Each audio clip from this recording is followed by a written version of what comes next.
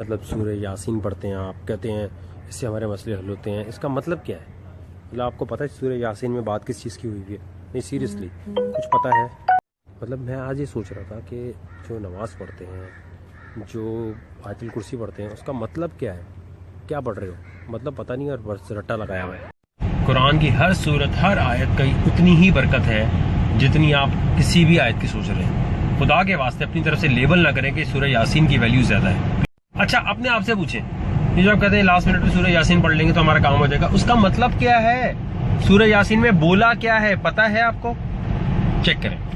سورہ یاسین کی اگر بات کی جائے تو یاسین ہمارے آخری نبی صلی اللہ علیہ وسلم کا نام بھی ہے، اور اس کو 6 حصوں میں ڈیوائڈ کر دیتے ہیں جو یہ سورت ہے۔ سورہ یاسین کے پہلے حصے میں یہ بتایا گیا ہے کہ کس طرح سے قرآن دلوں کو چینج کر سکتا ہے اگر صحیح طرح قرآن کو پڑھا جائے، صحیح طرح قرآن کو پڑھا جائے۔ سورہ یاسین کے دوسرے حصے میں اگر آپ دیکھیں گے تو آپ کو پتہ چلے گا کہ یہاں پر ایک ہسٹری بتائی جا رہی ہے کہ ایک قوم تھی جس کے اوپر 2 پیغمبر بھیجے گئے، اور پھر بھی وہ قوم نہیں مان رہی تھی اللہ کو۔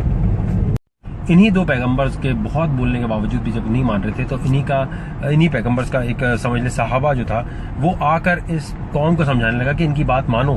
مطلب جو بہت امیزنگ بات ہے کہ سورہ یاسین کی اس دوسرے پورشن میں جو پیغمبر ہیں ان کی بات اتنی نہیں ہو رہی، لیکن جو کمپینین ہے جو آگے سب کو سمجھا رہا ہے اس کی بات بہت زیادہ ہوئی ہوئی ہے۔ مطلب وہ کمپینین یہ کہہ سکتا تھا کہ یار یہ 2 پیغمبر آئے ان کا کام ہے سب کچھ کرنا، میرا کام نہیں ہے، لیکن وہ کمپینین آگے آیا اور اس کی بات سب سے زیادہ سورہ یاسین میں ہوئی ہے۔ مطلب سورہ یاسین میں بات ہو رہی ہے کہ کس طرح سے یہ ساری دنیا کریٹ کی گئی ہے، سورج چاند کس طرح سے بنا ہے، اور اس کے بارے میں سوچو یہ کیسے بن سکتا ہے اللہ کے علاوہ نہیں۔ تو پھر میں آپ کو بتاتا ہوں کہ دیکھیں سورہ یاسین کا پہلا پارٹ کیا ہے، ٹائم لیس وزڈم آف قرآن۔ دوسرا کیا ہے، ہسٹری کے تھرو بتایا جا رہا ہے کہ کس طرح سے آپ کو اللہ کو ماننا چاہیے۔ تیسری چیز کیا ہے، ہمارے آس پاس کا مطلب یہ کہ اتنے سسٹمیٹک وے میں کون یہ چیزیں کریٹ کر سکتا ہے۔ اور چوتھے پورشن میں سورہ یاسین کی بات ہوئی ہے کہ کچھ لوگ ایسے ہیں جو چاہے کچھ بھی کر لو وہ نافرمان ہی رہیں گے۔ سورہ یاسین میں یہ بتایا جا رہا ہے کہ کچھ لوگ ایسے ہیں جو کبھی بھی نہیں مانیں گے، چاہے ان کے سامنے کچھ بھی کر دو کہ اللہ ایک ہے، وہ نہیں مانیں گے، وہ کہیں گے آخرت نہیں ہے۔ ان کے بارے میں بات کی جا رہی ہے۔ اور 5ویں پورشن میں سورہ یاسین کی بات کی جا رہی ہے کہ جو ایسے سٹبل لوگ ہیں ان کے ساتھ آخرت میں کیا ہوگا، یعنی آخرت کی بات ہو رہی ہے کہ آخرت میں ان کا کتنا برا ہونے والا ہے۔ اور 6ٹھے پورشن میں سورہ یاسین کی بات ہو رہی ہے کہ محمد ہمارے جو آخری نبی ہیں یہ کوئی شاعر نہیں ہے، یہ شاعری کرنے نہیں آئے، قرآن دنیا کا لا ہے۔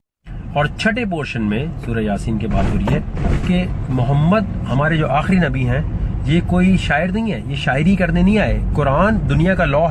مطلب آپ کوئی ریفرنس دے سکتے ہیں کہ کہاں لکھا ہوا ہے قرآن میں حدیث میں کہ 10 دفعہ یہ پڑھیں گے سورت تو آپ کا کام ہو جائے گا، 20 دفعہ وہ پڑھیں گے تو آپ کا کام ہو جائے گا؟ یہ کوانٹٹی کیسے پتہ چلی، یہ کوانٹٹی کیسے پتہ چل رہی ہے؟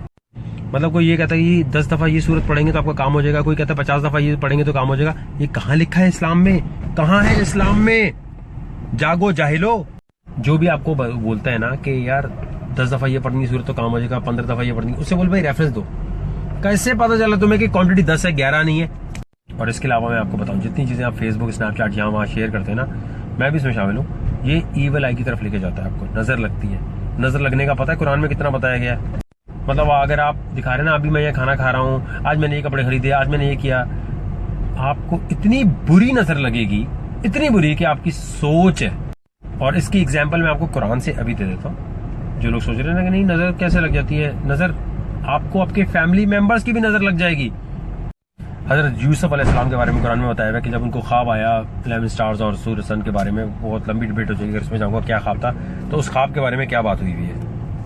حضرت یوسف علیہ السلام نے جب اپنے خواب کو اپنے والد صاحب سے شیئر کیا تو انہوں نے کہا کہ اپنے بھائیوں کو نہیں بتانا، حالانکہ ان کے بھائیوں کو خواب کی تعبیر نہیں آتی تھی، اور یہ تو بہت مشکل خواب تھا جس کی تعبیر کرتے۔ مطلب ان کے والد صاحب نے کہا کہ نہیں آپ نے اپنے بھائیوں سے شیئر نہیں کرنا یہ خواب۔ انہوں نے سوچا کہ یار اگر شیئر بھی کر دوں گا تو میرے بھائیوں کو تو خوابوں کی تعبیر ہی نہیں آتی، تو پھر کیوں نہ کروں میں۔ مطلب وہ اس لیے تھا کہ دنیا میں سائیکولوجیکلی کوئی اتنے انسیکیور لوگ ہوتی ہیں کہ اگر آپ ان سے اپنی کوئی خوشی شیئر کریں گے نا تو آپ کو نظر لگ جائے گی۔ مطلب کچھ ایسے لوگ ہیں جن کو آپ بتائیں گے میں یہ انجینئرنگ کا کام کر رہا ہوں، ان کو پتہ بھی نہیں ہوگا کیا ہے، لیکن ان کے دل میں ہوگا ارے اس کو خوشی ملنے والی ہے، ارے اس کو پیسے ملنے والے ہیں، آپ کا سارا کام خراب ہو جائے۔ کہنے کا مطلب یہ قرآن بھی یہ بتا رہا ہے کہ یار آپ کے اپنے رشتہ دار آپ کو نظر لگا سکتے ہیں، تو اپنی راز کو راز میں رکھیں اگر آپ اپنی مراد پوری کرنا چاہتے ہیں۔ تو اسلام میں بہت کلیئرلی یہ بتایا ہوا ہے کہ دیکھیں بھائی اگر آپ نے زندگی میں کامیابی پانی ہے تو سب کے سامنے شو نہ ماریں، دکھائیں نہیں، جتنی شو ماریں گے جتنے اپنے لوگوں بتائیں گے تو آپ کے فیملی ممبرز کی بھی تو جو لوگ انسٹاگرام فیس بک پہ اپنی ہر چیز ڈال رہے ہوتے ہیں نا، آج ہم نے یہاں کھایا، آج ہم نے یہ کیا، ہم نے وہ کیا، ان سب کو نظر لگتی ہے، ان انٹینشنل نظر، اور آپ کا کام خراب ہو جاتا ہے. تو ساری چیزیں شیئر نہ کریں دنیا سے. کسی بھی صورت کو اگر آپ پڑھتے ہیں نا تو اس کا مطلب اگر آپ پڑھ لیں گے تو آپ کو اندازہ ہو جائے گا کہ کیا یار اس سے میرے کام حل ہونے، یا اس میں ہسٹری بتائی ہوئی ہے. صرف خدا کے واسطے پڑھا کریں. اب جیسے سورہ یاسین کی بات کرتے ہیں، اگر آپ سورہ فلق اٹھا لیں، سورہ یاسین میں تو ہسٹری بتائی ہوئی ہے یار، اس کے اندر کوئی بھی ایسی بات نہیں کی ہوئی کہ جس سے آپ کے مسئلے حل ہو جائیں گے. کوئی ایسی بات نہیں ہے، پڑھ لیں آپ. سورہ فلق اگر آپ اٹھائیں گے تو سورہ فلق، یس ڈیفینیٹلی سورہ فلق میں پروٹیکشن کی بات ہوئی ہوئی ہے. اس کو اگر آپ پڑھیں گے تو یہ آپ کی پروٹیکشن کرے گی. اب اس کا مطلب سمجھ لیں ذرا. سورہ فلق اگر آپ اٹھائیں گے تو سورہ فلق، یس ڈیفینیٹلی سورہ فلق میں پروٹیکشن کی بات ہوئی ہوئی ہے. اس کو اگر آپ پڑھیں گے تو یہ آپ کی پروٹیکشن کرے گی. اب اس کا مطلب سمجھ لیں ذرا. سورہ فلق کی اگزامپل آپ ایسے لے لیں جیسے ہم لوگ ایک پلانٹ ہے، ایک پودا ہے. ہم اگر ایک پودا لگاتے ہیں تو دیکھیں اس کے ساتھ کیا کیا پرابلمز ہوتی ہیں. اب جیسے ایک پودا آپ لگاتے ہیں، اس کو اگر بکرا یا بکری کھانے آ رہی ہے تو بکری اور بکرا اللہ کی کریشن ہے، لیکن ان انٹینشنلی وہ پودے کو نقصان پہنچائے گی. وہ جان بوجھ کے تو یہ نہیں کر رہی. تو سورہ فلق کے شروع میں یہ بتایا گیا ہے کہ اللہ تعالیٰ میں کوئی کام شروع کر رہا ہوں تو ان انٹینشنلی جو تیری کریشن ہے جو میرے کام خراب کر سکتی ہے اس سے مجھے بچا. یہ لکھا ہوا ہے پہلے، من شر غاسق اذا وقب. اگلی بات اب اس میں جو ہوئی ہوئی ہے وہ یہ ہے کہ جو پودا آپ لگاتے ہیں اس کو صحیح طرح سن لائٹ ملے، جو اس کی ریکوائرمنٹ ہے اللہ تعالیٰ وہ اس کو عطا فرما. اب یہ جو بات ہوئی نا غسق اور وقب، اس کے اندر یہ بتا رہے ہیں کہ جو بیریئر ہے، جو بھی آپ کا کام ہو رہا ہے، اس پہ کوئی بھی ایسا بیریئر نہ ہو جو ریکوائرمنٹ ہے آپ کے کام کو سکسیس میں وہ رکے نہیں. بس پھر سورہ فلق میں اس چیز سے بچنے کے لیے کہا ہے کہ اگر آپ کا کوئی کام ہو رہا ہے اور کسی نے آپ پہ کالا جادو یا کوئی بھی ایسا کام کیا ہوا ہے تو اللہ تعالیٰ مجھے اس سے بچا. کلیئرلی اس میں تیسرے پارٹ میں یہ بولا ہوا. اور چوتھا پارٹ جو ہے وہ ڈیل کرتا ہے حسد سے، ایول آئی سے، کہ اگر کوئی آپ کے کام سے جیلسی کر کے آپ کو نقصان پہنچا رہا ہے تو اللہ تعالیٰ مجھے اس سے بچا. تو یہ سورہ فلق میں سارا بیان ہوا.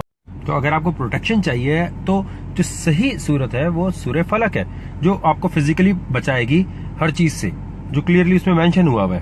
اور سورہ فلق کے ساتھ یہ سورہ ناس، سورہ ناس آپ کو اسپرچل پروٹیکشن دیتی ہے. تو سورہ یاسین کو، ہسٹری کو کنفیوز نہ کریں ان چیزوں سے.